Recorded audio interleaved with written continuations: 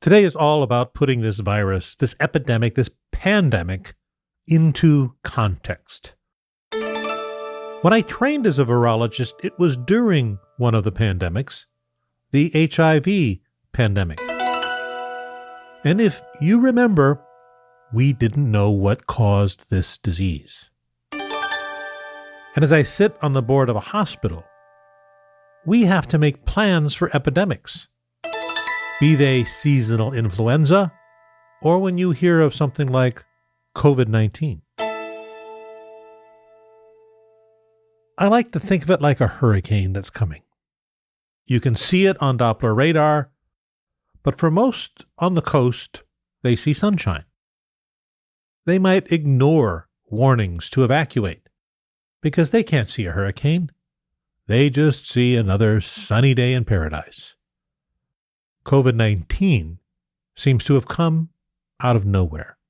And it seems now we are in a panic mode because we're closing schools and sporting events and large gatherings of people.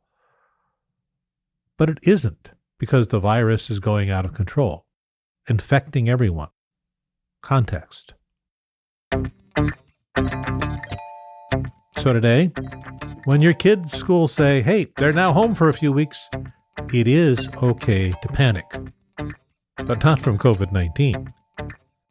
It's okay to panic because now you got to find something to do with your kid.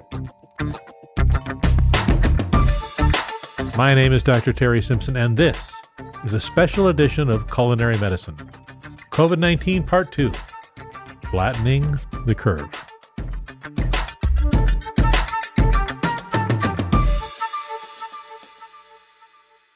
Watch a movie about a virus pandemic, and they have the same plot. Some germ, which comes from space or a lab accident or is mutated, infects some scientist, then infects everyone they're in contact with. The germ spreads quickly, and there is always a control room, which kind of looks like the Situation Room in the White House. Some movies it might be that.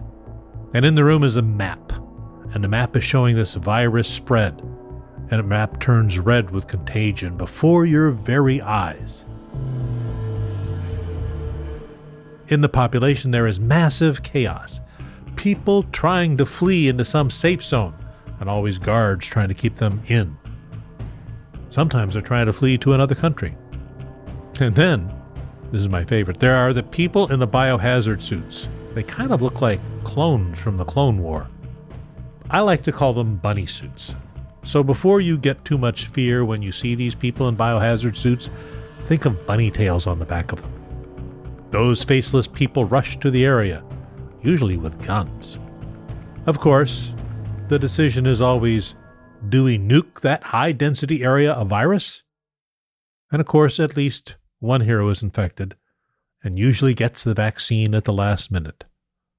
Unlike the beloved minor character that gets infected and dies. Kind of like the Red Wedding. If you like them a lot, they die. This is what most people think about when they hear the word pandemic. Now, let's go to reality. Pandemics happen. They happen a few times every century. The last one was the H1N1 influenza virus known as the swine flu. H1N1 emerged from Mexico in about April of 2009, maybe before. And by June of 2009, it was declared a pandemic. By the way, unlike the memes you may read from some of those people who are trying to justify what Trump does, President Obama declared it a public health emergency in April of 2009, at which time there were just 20 confirmed cases in the United States.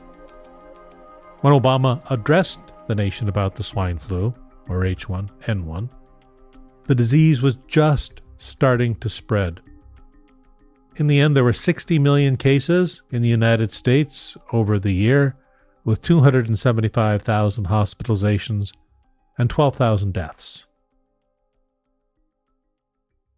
The new viral sensation seems to be not COVID-19, but people who are becoming social media stars like the Twitter sensations, offering dire predictions based on mathematical models.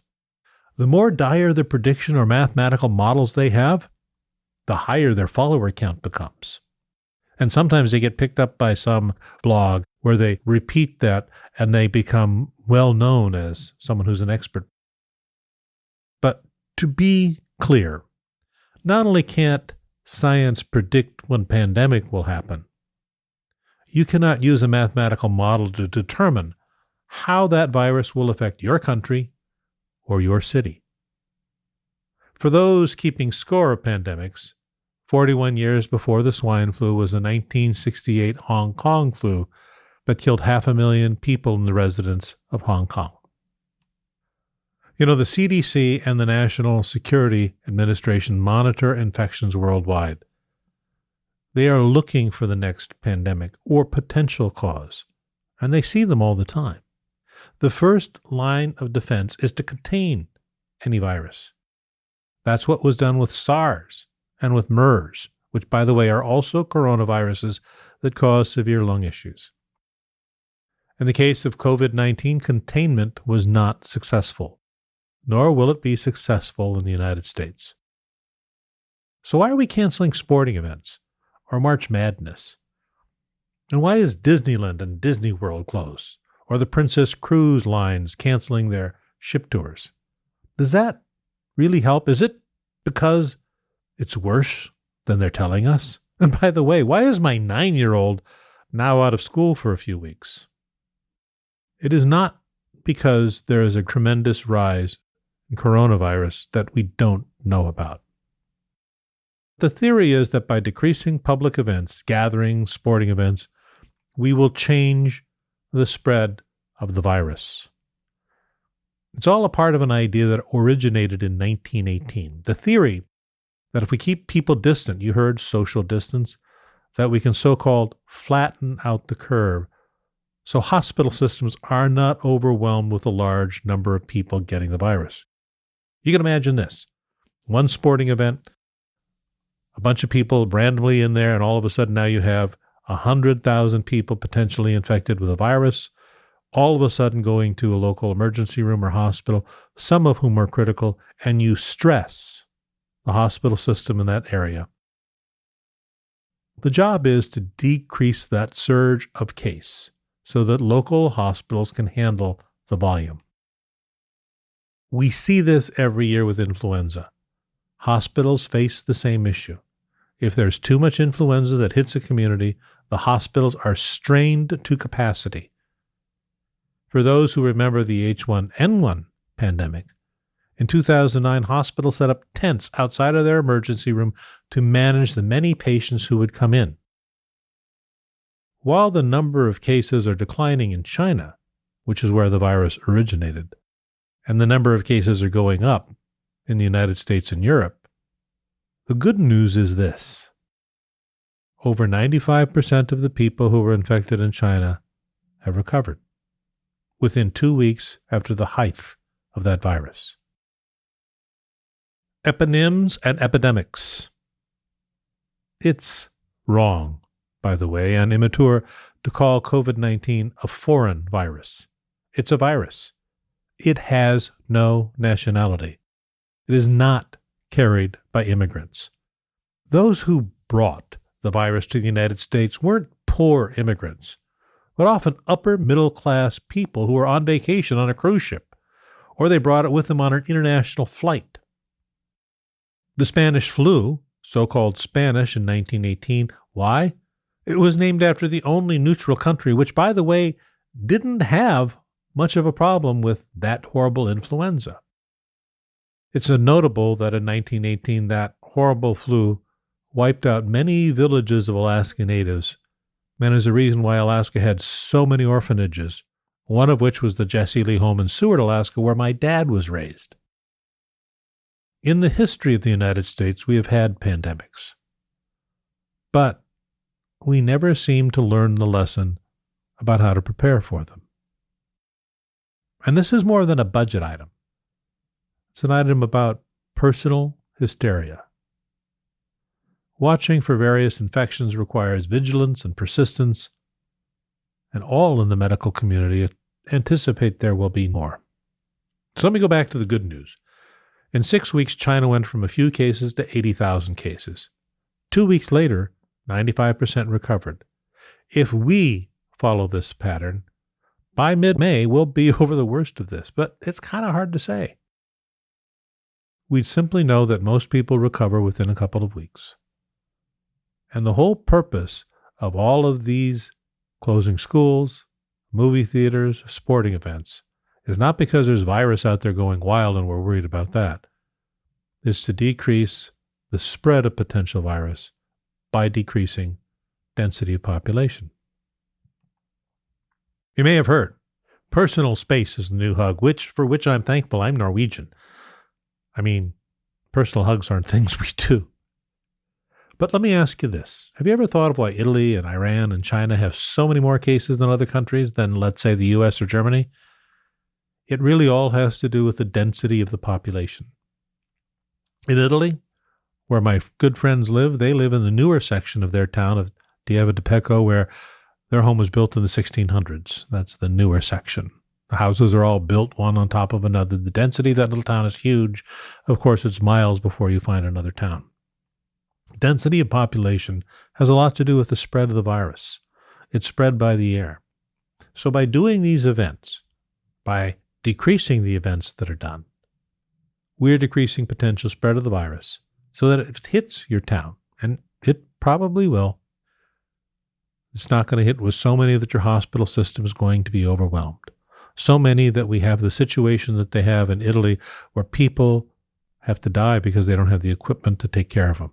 It gives the medical community and the industrial community servicing the medical community time to rev up to get all of the things that they need to handle the population that's going to come. And the other thing it's doing, if we can put off this virus for a couple of more weeks, we increase the days of sunshine, and that fragile little virus that can kill you, that fragile little virus, the more it sees sunshine, the more it sees heat, the less likely it will spread. And the more people are outdoors enjoying things instead of indoors communicating and coughing on each other, the better it will be.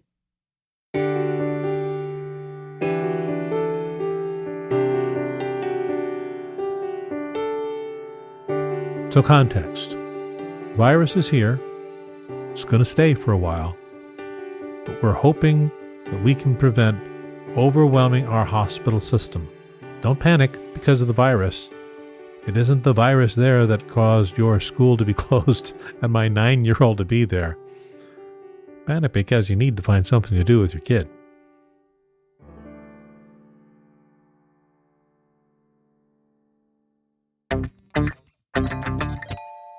Thanks for listening to this episode, the special episode of Culinary Medicine. There wasn't much culinary. Let me tell you this. Want something to do with your kid? Teach them how to cook. Get them in the kitchen. It's good for you. All right, while I'm a doctor, I am probably not your doctor, and you should always seek the advice of a trusted medical physician. By the way, just because you have a cough doesn't mean you need to get tested. We don't have enough testing kits now. Hopefully, by the time this podcast comes out, that will be remedied, but don't worry about it. Right now, the plan is that if you're asymptomatic other than a cough and some lung problems, stay at home. Quarantine yourself. How do you take care of yourself? Stock up on a little food. Take care of the person as if they had the flu. You can wear a mask if you want. In fact, if you're caregiving, we recommend that you wear a mask. So the rest of you, stop hoarding the masks. And take care of them as you would as if they had a bad case of the flu.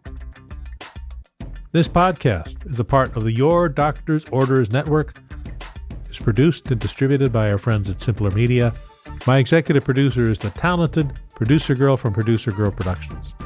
You can follow me on Twitter, where more information about this virus and updates and my snarky tweets are available, where I am at Dr. Terry Simpson, Dr. Terry Simpson. Until next time, don't drink the water, drink the scotch. Don't hoard it. Leave some for us doctors. Hey, Evo, got any toilet paper I can borrow? I'm kind of running low here, and when I say running, Gross.